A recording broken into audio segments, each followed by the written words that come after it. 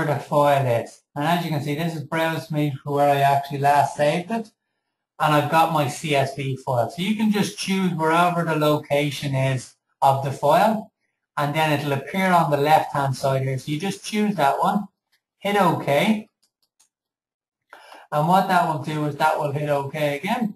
And it'll open up this define columns window. Okay. And what it does is it tries to match up the columns for yourself.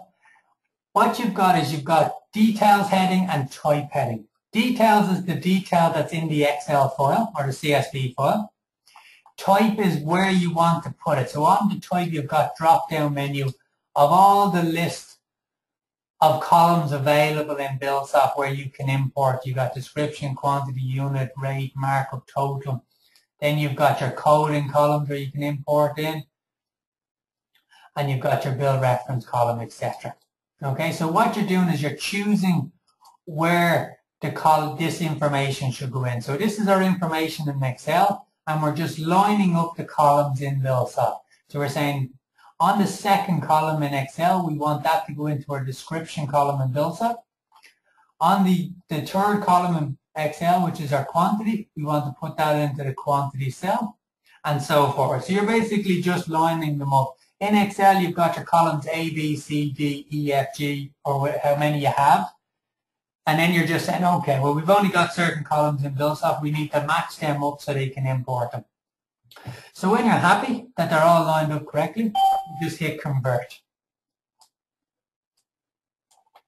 And when you choose convert, it will bring you back to your import in case you wanted to bring in a second file. If not, choose exit by left clicking on it. It will prompt you to say, you know, after all conversions have finished, please carefully check. You just say OK to that. And that brings in the details. So it's just telling you to say when you're finished, just double check everything's OK for you, because sometimes you never know, it could go off. Now the description on your job summary will pick up the name or the description on your first line in your Excel file. In our case, it was shoring. So I'll just overwrite that, right, because this is our substructure trade. So you just overwrite that as normal. And then you can drill down behind that to see all the detail by double clicking on it. And as you can see, all the information from the Excel file will come in for me. And you don't need to worry about anything else. The system then takes over and you do whatever you wish. So as you can see, going out of it, Buildsoft to Excel is a little bit easier than coming in. But all you got to do is make sure that you line up the columns on the define columns window and it will import it in for you. Okay, so that's your Excel import. You can't import the PDF file because it's a read-only, so that's not possible, so we can't show you that. But then the other method we used was site format, how you import that site file that you got or that we exported in for yourself. Okay, so how you do that then is you would create a job on your list. So let's say we call it webinar site and we hit OK. Now the reason I'm creating a new job on my list is that you can't merge a site file with an existing job on an import procedure. So you're always better off importing, or make sure you have a blank job on your list that you're going to do this to, because it will overwrite data in an existing job. So you highlight the job you want to import in and make sure that's the one highlighted. You then come back up to your Tools menu. Okay, and on the Tools drop-down menu, we have our Site Files drop-down menu, and then we got our Import and Export. So when we were going out, we chose our Export option. So in our case, we're going to choose our Import option. So we go Import and import the site job. That will give us a file open window, and you just go browsing wherever you've saved the site files. So in our case, we've got them in the webinar folders again. And we've got our site files export where we exported it out to. And as you can see, it only brings up an EBC file, which is like the summary page, which is linked to all the EBQ files. So you choose that option and you hit open. And that will prompt you then. So the first prompt is saying, do you wish to overwrite the job webinar site? So you got to make sure that that job there the name quoted is the job you want to bring in. If not, choose no, because it will overwrite data in an existing job. If yes, you're happy enough, you just say yes, and that'll go through. So it only takes a couple of seconds, and it has the site job is being loaded. Hit OK on that. And then you can open up your new job, and all the information is in there for you. So you got a list of all your items here, and down behind each one of those is all the descriptions for you. Now you'll notice is that the figures are in black because it's just import text, but as you go down, it starts to change the color to blue because you've got text underneath it as normal.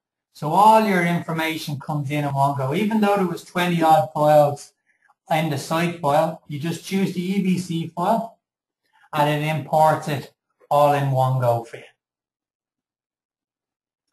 Okay, well listen, I'm going to turn back on your microphones now, so if you have any questions, and if you don't have a microphone, just type it into the bottom little text box. If you do, ask away and we can go through them for yourself. So everyone's mic's turned back on. So if you have any questions, please ask away.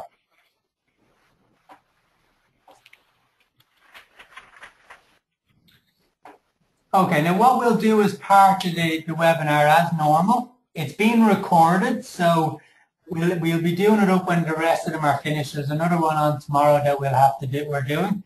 So it'll be recorded on that.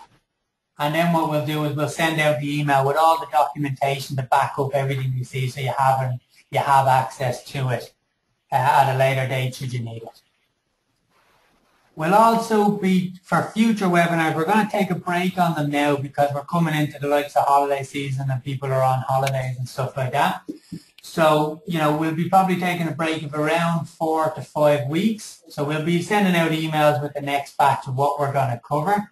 But in the meantime, if you do have any feedback on them, or if you have any suggestions of stuff you'd like to cover or you'd like us to recover that we've already done, just drop me an email from the invitation and I'll add it to the list so we can actually we can get going on it.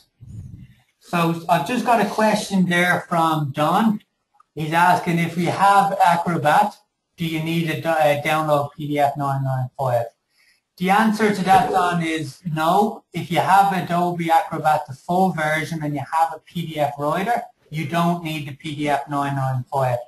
Just make sure that you have, it's not just Adobe Reader, and you do have the writer versions, because there is 2 versions of Adobe, because the free one, the Reader, comes loaded with your PC. The writer is extra, and you do have to purchase Acrobat, but you might have it from previous, so then you're okay to use that one. It is the preferred one because it's Adobe made. Has anyone else got any questions?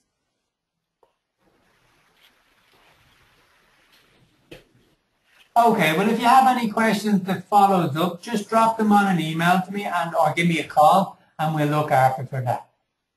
Okay, well listen, if everyone's happy enough with that, we'll leave it today. And thank you very much for your time. And sure, hopefully we'll see you soon at the next webinar. Okay, take care guys.